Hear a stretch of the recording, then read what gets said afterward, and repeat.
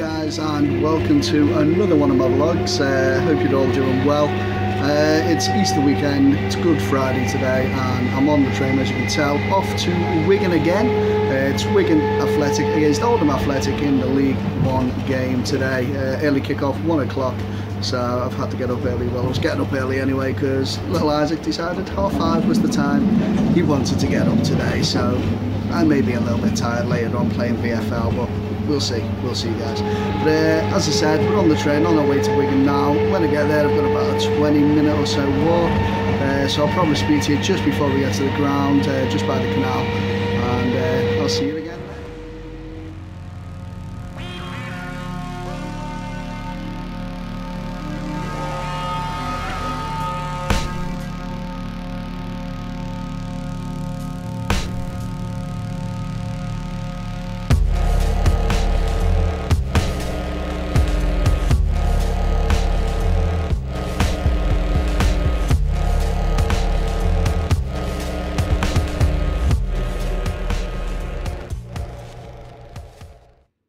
As you can see, we've got to Wigan. There's the ground over there. We're just standing by the canal, which is right next to the ground.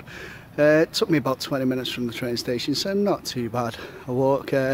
Just basically up one street, well, once you've gone through the town centre and you're at the ground, so it's not too bad a walk for anyone who's looking at going to Wigan as an away game. Hopefully it'll be a nice game against Oldham. Should be a win for Wigan, get them closer to that top of the table again. Shrewsbury up there, Blackburn won last night as well, so pressure is a little bit on Wigan at the moment, so we'll see how it goes. Right guys, over at the ground now, as you can see there's the Oldham Athletic team coach just behind me, so they're already here. I'm going to go in. They're the directors, corporate hospitality and conferencing little entrance. It's supposed to be the players bit, with the coach being here I can't get in that way yet. So I'm going to go into the press room now guys, and I'll speak to you when I get out into the ground. Well guys, as you can see we are in the stadium now. The Wigan players just going off behind me after their warm-up, getting themselves prepared to be kicking off in about 10 minutes time. So Wigan going with their normal 4-2-3-1 formation. Will Grigg up top as usual, and of course Chris Walton in goal. He had a storming game against Southampton. Hopefully he can do it again. Well, hopefully actually he doesn't have too much to do against Oldham. Oldham coming out with a diamond formation of 4-1-2-1-2. Quite interesting to see, and I'm actually going to be using that in VFL tonight, so be interested to see how it works for the actual pro team to use it. So it'll be a good game, hopefully, because as I said earlier, I'm a bit tired after getting up at 5:30 with Isaac this morning, so I want some entertainment to keep me awake guys. Anyway, I'll speak to you at half-time. So half-time here at the DW Stadium guys, and of course that man does it again. Will Grigg scores a nice little chip over the goalkeeper. The goalkeeper was sprawling on the floor at the time. Nice little pass from Nick Powell to do that. It's been a pretty boring game to be honest guys, not many real clear-cut chances. There's been a few shots, but a lot of them are very weak. Can just pick them up off the floor. So hopefully a better second half, and I'll speak to you at full time. So guys, full time finishes 3-0 to Wigan. Nick Powell with a nice goal, dribbling through 3 or 4 players before putting it in the back of the net. The second one before that though was pretty much 4 or 5 minutes into the second half. Will Grigg having to go off injured at half time. He got injured scoring his goal in the first half. James Vaughan, former Everton striker, coming on, and Oldham messed up big time at the back. Stupid back pass towards the keeper. Vaughan latched onto it and just put it in quite comfortably into the middle of the goal. It's comfortable win in the end for Wigan. They got to pass the ball around a lot in the second half without really needing to threaten Oldham's goal. Oldham had a couple of pop shots, but it was a frustrating day for them I think. But hey, that's game number 1 of Easter weekend done for me anyway. So I'll speak to you again Bank Holiday Monday as I head off to watch Crewe Alex in League 2. Hey guys, it's Bank Holiday Monday, so we're off to game number 2. It's a wet day as you can see. Very wet Bank Holiday Monday, so definitely not going on the beach today. So we're off to Crewe to go and do the Crewe versus Port Vale game, a little local derby. Port Vale have sold out their allocation. One of my friends from university is a Port Vale fan, so he was asking me about getting tickets. I said, I can't get you one, mate, I'm sorry. Not able to, because I'm only getting my press ticket for myself. But anyway, so we did the game on Friday, which was Wigan Oldham. Wigan winning that one pretty comfortably. Today, I think Crewe will just have enough to see off Port Vale. I forgot as well, guys, I do have a game tomorrow, so I'm going to record that as well. It's Bolton against Birmingham in the Championship. Should be a good game. Both teams fighting to stay up in the Championship, and may even have a special guest coming on the vlog, guys. More on that tomorrow if it happens. Anyway, as I said, I'm off to Crewe now. A bit of a drive. It's about an hour normally. With it raining, and of course it's bank holiday Monday at Easter. Everyone travelling around, getting back home from being away for the weekend and stuff like that. It might be a little bit busy, hopefully not. So I'll speak to you when I get down to Crewe, guys. So just passing my old high school now, guys. Not been in there for many years, but it's right at the edge of the M62, which we're about to go on to get to the M6 and get ourselves down to Crewe. Just currently behind a Wilcox van, which is textiles and stuff like that. Just taking its time getting down this road towards the M62. It's the only problem with driving, guys. Other people are on the road. Right, so just coming off the M62 now, guys. Actually, it went too bad car-wise. It's more the weather that was affecting getting through, but got through pretty quickly to the M6. Just fingers crossed. I know the M6 is notoriously bad for traffic, especially bank holidays. It's even worse because of people, of course, travelling back from being away for the weekend. Hopefully it's alright. Now, with the Easter weekend not being the best of weather, not as many people would have gone away. Fingers crossed, guys, fingers crossed. That's why I left a little bit early, just to try and make sure I got to Crewe on time. But currently, we're ahead of schedule. It's only 12:30. I've got another hour to get there. Fingers crossed we should make it with about 30 minutes if there's no traffic away from the ground. So looking over there now, I can just see the M6. It looks pretty empty. What is going on? It's a lovely bank holiday day for me. I love the fact that it's raining, so I can actually get to my work on time. Well, I really spoke too soon there, guys. Just got on the M6 and I'm doing about 50 mph now behind a caravan. Yes, the bane of Britain's roads is right in front of me and I can't get around it. It's so annoying. I thought, oh, I'm going to be well on time for work. Hopefully I can get around this guy pretty soon. Definitely spoke too soon, guys. No sooner did we get around the caravan that we're now doing 30 mph and we're actually moving a bit now, but I can see flashing lights and stuff ahead of me telling me that there's a reduced speed. And wow, I can see for about half a mile up the road and it is jam-packed, guys. Absolutely jam-packed. This is why I left early, guys. Definitely why I left early. Reduced speed down to 40 mph on the motorway.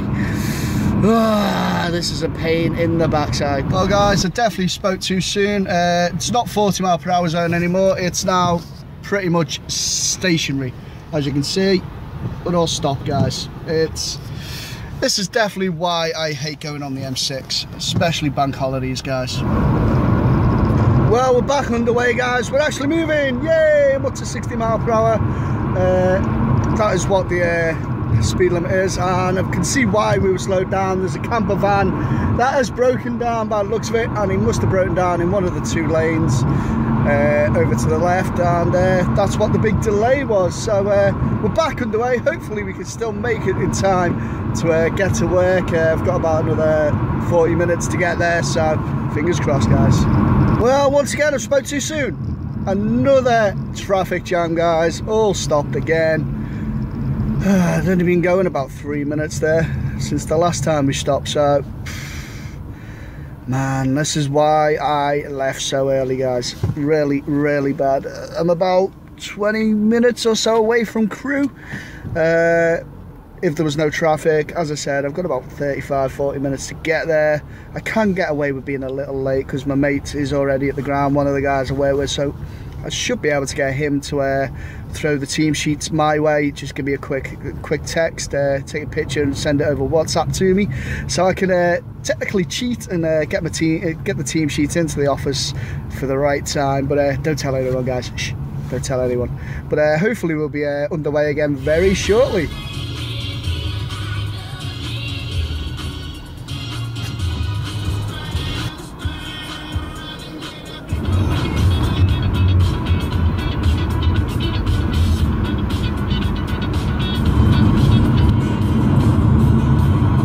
actually. That's enough of that. There we go. Right, finally off the M6, guys. About 6 miles to go to the ground. Got to go through a few little country roads and stuff to get into Crewe town centre. So hopefully we should be there within about 10-15 minutes, which means we're actually going to be on time. Woohoo! Oh, well, right, I'll speak to you anyway when we get actually to the ground, guys. Well, guys, made it to Crewe. As you can see, we're at Gresty Road. We're in the big, massive stand. 2 small stands over there. The ones behind me will be the ones that the Port Vale fans are in. They've sold out their allocation. There's about 2,600 Port Vale fans going to be in the ground today, so it's going to be a hell of a good atmosphere, I think. Team news-wise, Vale have had to make a few changes from their win at the weekend due to a sending off and an injury, so they're going with a 4-4-1-1. Should be interesting. It's pretty similar to the Crewe formation, which is a 4-4-2, so they'll be going hammer and tongs at each other. I am actually expecting quite a few dodgy-ish tackles, guys, to go flying in today, maybe even a red or 2. So I'll speak to you at half time anyway, guys. Hopefully it'll be a good game and I can talk about a few goals rather than a few reds. Right, so half time here at Crewe, guys. It's Crewe Alex 1, Port Vale 1. Bit of dodgy goalkeeping in the first half by Vale's goalkeeper. Couple of crosses in, fumbles the first one, and Wintle, the Crewe number 15, on hand, pops it into the back of the net to give Crewe the lead. Another one comes in, he drops that again, and luckily he got away with it. He goes off after that injured. Sub-keeper comes on, seems a little bit better, more confident. Vale then came into the game late in the second half, about 9 minutes before half time. Sterry, the number 42 for Crewe, gives away a foul in the box, and up steps Vale captain Pope, puts it into the keeper's left. Keeper goes the right way, didn't quite get there though. It was pretty much tucked right next to that post, and we go in at the break 1-1. So interesting game. It's been a bit fiery as well on the pitch and off it. Over in that far corner behind me, just there, guys, is where the Vale fans and the Crewe fans are sort of right next to each other. There's been a few little incidents, but hopefully nothing too serious. Anyway, I'll speak to you at full time, guys. Well, that was an absolutely crazy game, guys. Finishes Crewe 2, Port Vale 2. Crewe equalising deep into stoppage time. Vale took the lead though. Absolute beaut of a goal. Right-footed, pinged it from the edge of the box, about 20-25 yards out. Top bin.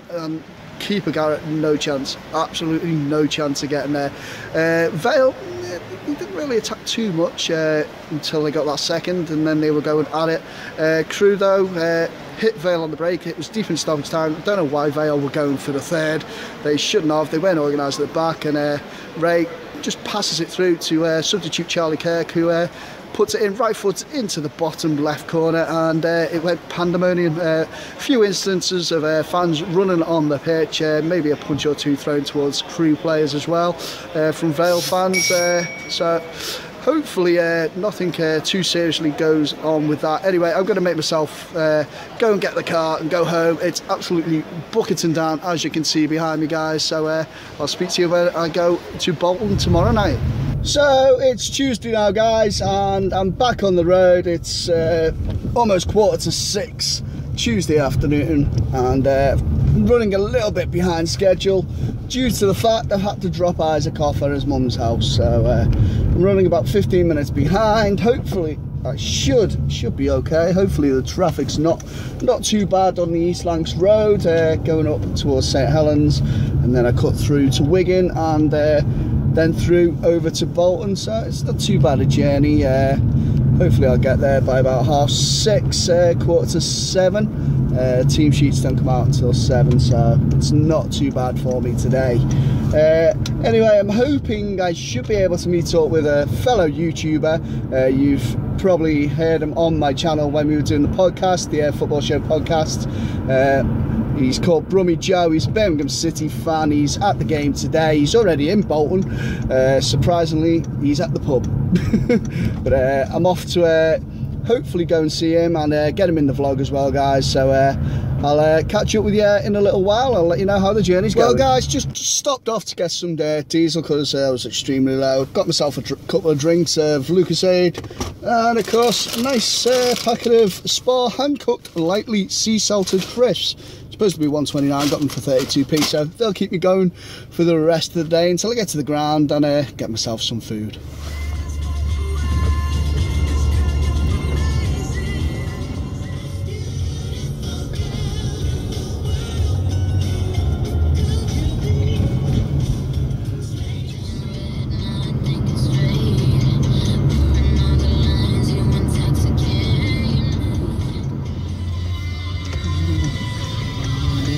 Somebody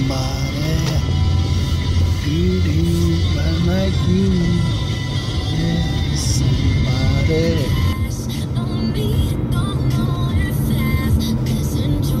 Actually, no guys, that's enough, that is enough. It's turning into driving with Jay. It's ridiculous. It's supposed to be a football vlog and I'm doing driving with Jay. Oh well, anyway, I'm going to speak to you this time when I actually get to the ground, guys. So I made it to Bolton, guys, for the Birmingham game. My mate Brummy Joe is over in that stand somewhere in the upper tier, supporting of course his Birmingham team.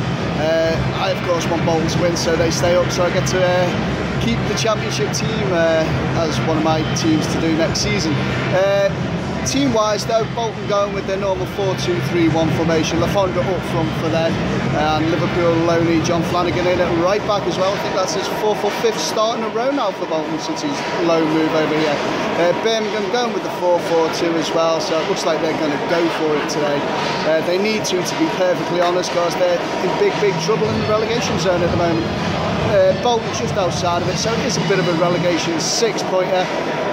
Hopefully it's an entertaining game and a lot of goals. I'll speak to you again at half time anyway, guys. Well guys, very scrappy first half, but Birmingham going 1-0 ahead. Free kick out to the left of the box, put into the middle, and a perfect half volley from Lucas. I'm not even going to try and pronounce his second name. If you want to know how to pronounce it, get over to Brummy Joe's channel, he'll tell you guys. But it's been very scrappy, guys. Bolton have played bad, Birmingham bad as well, but Bolton are the worst of the two sides, to be perfectly honest. Best entertainment of the half so far is what's going on down there. We have the cheerleaders on at this moment, guys, so that's the best entertainment so far tonight, in my opinion. Anyway, I'll speak to you again at full time, guys. Well guys, finishes Bolton Wanderers 0, Birmingham City 1. As you see, the Birmingham fans all over there celebrating away. First half goal, as I said, came in from the free kick and put it left-footed. Second half, Bolton had the slight upper hand, especially the last 15-20 minutes. Red card for a reckless forward-like challenge from Shea Adams. Definitely shouldn't have made that challenge. Reckless, he knew it straight away as soon as he made it. Never seen a player get off the pitch quicker when he's had a red card before, but he ran off pretty much straight down the tunnel. Birmingham fans still celebrating, as you can hear them behind me. But Bolton pressed, even got 5 minutes of added on time, couldn't even trouble the goalkeeper really in that time, and probably a deserved 3 points for Birmingham, even though it was an extremely scrappy game, guys. But I've enjoyed my 3 games over the last 5 days since Friday. I may be able to go and see Joe in a minute. If not, guys, that'll be the end of this vlog. If it is, just smash that like button for us, guys, and I'll see you again soon. Goodbye.